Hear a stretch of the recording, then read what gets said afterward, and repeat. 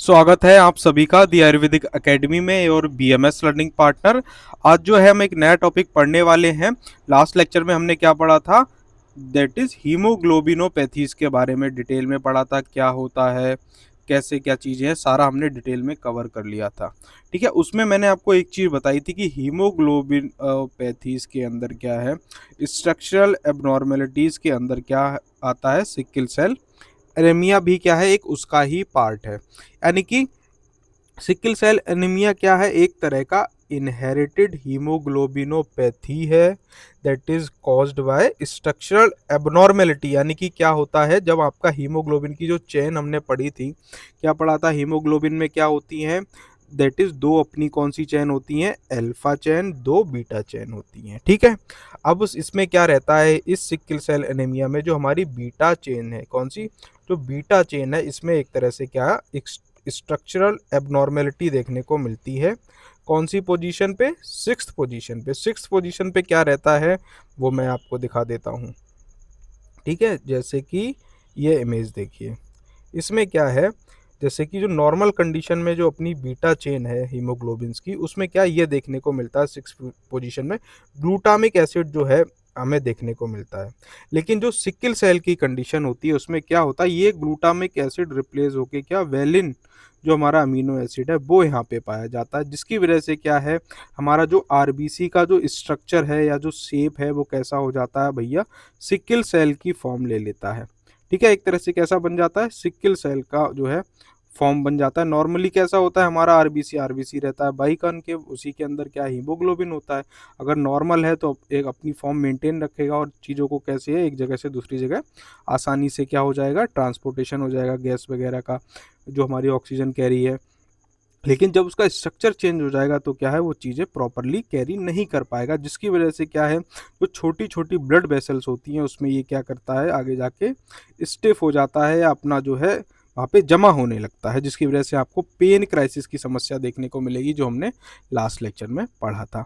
तो जो sickle cell anaemia क्या है, एक तरह का इनहेरिटेड हीमोग्लोबिनोपैथीज है कॉज्ड बाय स्ट्रक्चरल एबनॉर्मेलिटी। यानी कि हीमोग्लोबिन में क्या है, स्ट्रक्चरल एबनॉर्मेलिटी देखने को मिलेगी due to substitution of valine for glutamic acid. यानी कि ग्लूटामिक एसिड की जगह पे क्या है, वेलिन जो है देखने को मिलता है सिकल सेल एनीमिया के पेशेंट में eight the sixth position of beta globin chain. इसमें ध्यान रख लेना, जो अल्फा चेन है अपनी, उसमें कोई भी समस्याएं नहीं होती है, सिर्फ बीटा चेन का इन्वॉल्वमेंट होता है, जिसकी वजह से क्या है, जिस पेशेंट को सिकल सेल एनीमिया वो क्या करता है, leading to chronic haemolytic anaemia and vaso occlusive crisis. यानी कि क्या, एक तरह से पेन क्राइसिस। ये इसका मतलब क्या है, बेसो ऑक्लूसिव क्राइसिस, इसका मतलब रहता है जो आपकी छोटी छोटी जो है अपनी, जैसे कि ये देख रहे हो, जो छोटी छोटी जो अपनी जो जहाँ पे ब्लड कैरी करती हैं, जो ब्लड वेसल्स हैं, छोटी छोटी स्मॉल ब्लड वेसल्स हैं, वहाँ पे क्या करता है,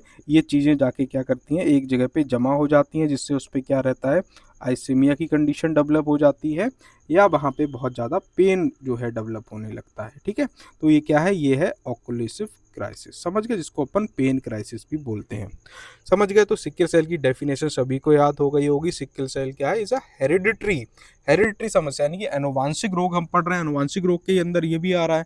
समझ गए, तो क्या हेरिडिटरी हीमोग्लोबिनोपैथीज है caused by structural abnormality of haemoglobin due to, किसकी वजह से, due to substitution of valine. क्या क्या हो रहा है, substitution of valine for glutamic acid at the sixth position of globin, leading to, जिसकी वजह से क्या हो रहा है, अपना क्रोनिक हीमोलिटिक एनीमिया डेवलप होगी और वेसो ऑक्लूसिव क्राइसिस जो है देखने को मिलेंगे। ठीक है, तो ये तो डेफिनेशन मुझे लगता है क्लियर हो गई। और इसमें क्या है, आरबीसी का शेप नॉर्मल ना होके कैसा हो जाता है, सिकल सेल की फॉर्म में रहता है। अब इसका जेनेटिक इनहेरिटेंस देखें तो वही है, कैसा है, ऑटोसोमल रेसेसिव है, यानी कि जब तक आपके क्या है, दोनों पेरेंट्स कैसे कैरियर नहीं होंगे तब तक ये आप में समस्या नहीं आएगी। यानी कि देख रहे हो, दैट इज HPSS, यानी कि इसमें क्या था, जो पेरेंट्स है दोनों के अंदर जो सिकल सेल का जो जीन प्रेजेंट था, जिसकी वजह से जो बच्चा पैदा हुआ उसमें भी जो है सिकल सेल एनीमिया देखने को मिली। और सिर्फ अगर एक पेरेंट्स के अंदर था तो वो क्या है, सिकल सेल ट्रेट या कैरियर है, जिसमें क्या एसिम्प्टोमेटिक। ठीक है, तो इतनी बात ध्यान रख लेना। अब इसमें क्या क्लिनिकल फीचर्स हमें देखने को मिलेंगे। ये एक तरह का क्रोनिक हीमोलिटिक एनीमिया है। तो इसमें हीमोलिटिक है तो क्या है, इंडिविजुअल के अंदर क्या है, आरबीसी का डिस्ट्रक्शन भी क्या हो रहा होगा, बहुत ज़्यादा हो रहा होगा। तो कुछ ना कुछ आपको जॉन्डिस जैसे सिम्टम दिखाई देंगे, ज़्यादा दिखाई देंगे एज कम्पेयर टू नॉर्मल। ठीक है, क्या है क्रोनिक हीमोलिटिक एनीमिया में, पेलर तो वही देखने को मिला, यानी कि उसकी स्किन कैसी, पीलापन। अगर आप उसकी कंजक्टिवा वगैरह देखोगे तो वो आपको पीली पीली दिखाई देगी, नाखून पीले दिखाई देंगे, स्किन पीली दिखाई देगी एक तरह से। और क्या, जॉन्डिस हो सकता है उसे।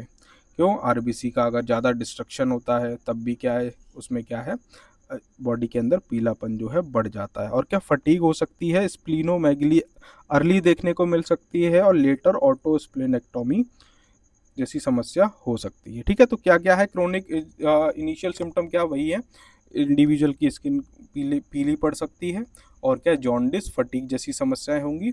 और क्या होगा, ये इंपॉर्टेंट है, वैसो ऑक्लूसिव क्राइसिस या पेनफुल क्राइसिस। इसमें क्या है, इंडिविजुअल के बोन में कैसा होगा, सीवियर पेन देखने को मिलेगा। ये क्या है, ये सबसे कॉमनेस्ट प्रेजेंटेशन देखने को मिलती है, समझ गए।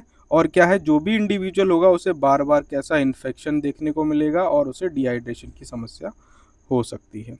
और इसमें अदर फीचर क्या देखने को मिलेंगे, वही डेक्टिलाइटिस, यानी कि जो उसके उंगलियां हैं उसमें क्या है, एक तरह से इन्फ्लेमेशन देखने को मिलेगा। जैसे कि मैंने आपको लास्ट लेक्चर में भी दिखाया था, ये देखो इसमें क्या है, सूजन उसकी उंगलियों में देखने को मिलेगी। भाई रिकरेंट इन्फेक्शन है, एक्यूट चेस्ट सिंड्रोम कुछ देखने को मिल सकते हैं, स्ट्रोक की समस्या हो सकती है।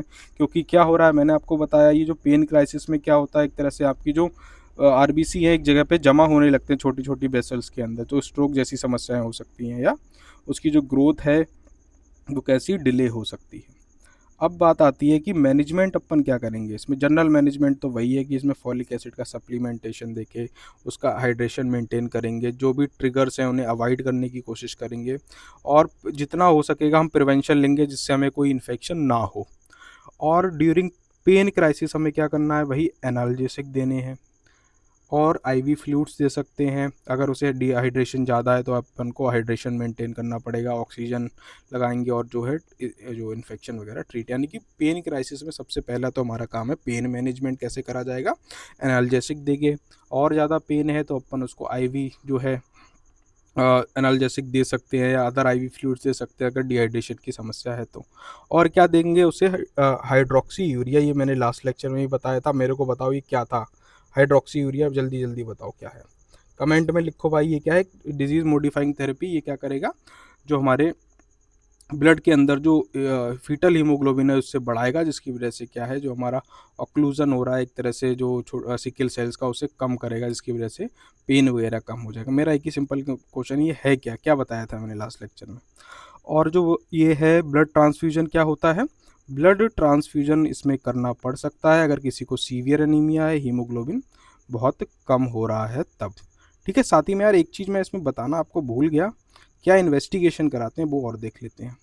वही कराएंगे, इसमें क्या है, पेरिफेरल स्मेयर करा के देखेंगे, यानी कि ब्लड लेंगे, स्लाइड के अंदर रखेंगे, तो उसमें सिकल्ड सेल्स यानी कि आरबीसी की जो साइज एंड शेप है वो आपको पहले ही आप अंदाज़ा लगा लोगे पेरिफेरल स्मेयर के द्वारा ही। साथ ही में एचबी जो इलेक्ट्रोफेरेसिस है, ये डायग्नोस्टिक टेस्ट है। तब इसमें क्या कराओगे अपन, जो एच बी ए है, जो अपन ये टाइप ऑफ हीमोग्लोबिन है, ये क्या नॉर्मली कैसे होता है, जो अगर किसी कोई अडल्ट हेल्दी इंडिविजुअल है तो उसके अंदर एच बी ए देखने को मिलता है। लेकिन एक्ट्रोफॉर जो सिकल सेल का पेशेंट होगा उसमें क्या होगा, एच बी एस और एच बी एफ जो है ये दोनों बढ़े हुए पाए जाएंगे। समझ गए इतनी बात। और क्या है, सीबीसी कराएंगे तो ऑब्वियस सी बात है हिमोग्लोबिन तो कम देखने को मिलेगा ही मिलेगा। ठीक है, तो ये इन्वेस्टिगेशन हो गई। और भाई मैनेजमेंट तो अपन ने देख ही लिया है, that is blood transfusion, severe anaemia, और ये स्ट्रोक वगैरह की समस्या हो सकती है। तो मुझे लगता है आप लोग को सिकल सेल एनीमिया क्लियर हो गया होगा। ये भी क्या है, एक तरह से हेरिडिटरी हीमोग्लोबिनोपैथीज है, जिसमें क्या रहता है, हमारी जो 6th पोजीशन की बीटा ग्लोबिन चेन है उसमें कुछ स्ट्रक्चरल एबनॉर्मेलिटीज़ देखने को मिलती हैं, जिसमें अपना वेलिन है फॉर ग्लूटामिक एसिड से क्या रहता है, एक तरह से रिप्लेस हो जाता है। ठीक है, तो इतनी बात ध्यान रख लेना, इतना ही है सिकल सेल में, एनीमिया में, और कुछ भी नहीं पढ़ना है अपने को। अब नेक्स्ट लेक्चर में अपन पढ़ेंगे ल्यूकेमिया के बारे में, एक तरह से कैंसर है, इसको अपन ब्लड कैंसर भी एक तरह से बोलते हैं ना, जिसको हम आगे पढ़ने वाले हैं।